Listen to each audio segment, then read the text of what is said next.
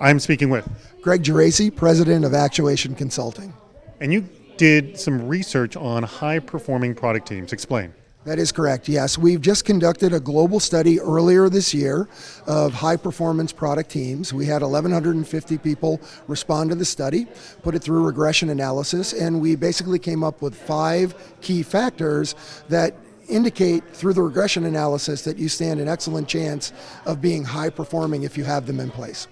Can we walk through those quickly? What are they? Sure. The first one is high degrees of executive involvement, meaning that instead of having one single executive being in place, there are actually more than one executive that engages with the product team. The second factor has to do with managing the transition from development, so moving a product through the development process into ongoing support and launch. What we found was that if there's a single individual that has accountability for that, there's a higher likelihood that the team succeeds.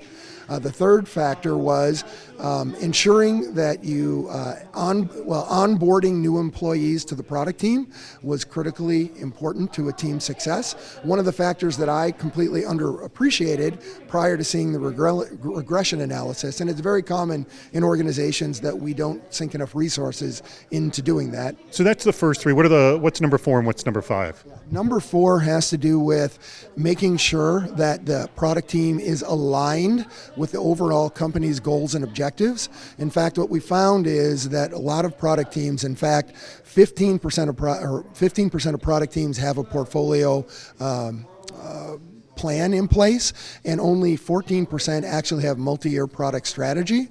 And in fact, the absence of those 2 factors in most organizations is an indication that they're not performing at a high level.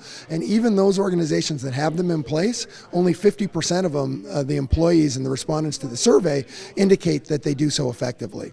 And the final factor had to do with making sure that you had the right people on the team.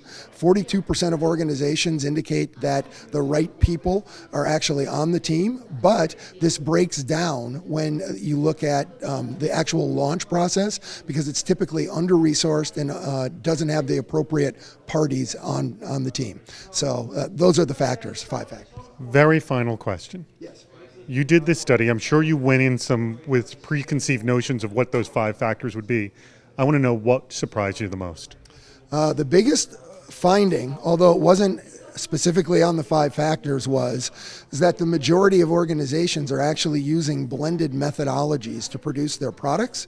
If you listen to industry buzz, it's typically Agile that gets most of the marketing noise, but in fact we found 53% of organizations actually are using Agile and Waterfall in some combination, which was a groundbreaking finding that shocked me.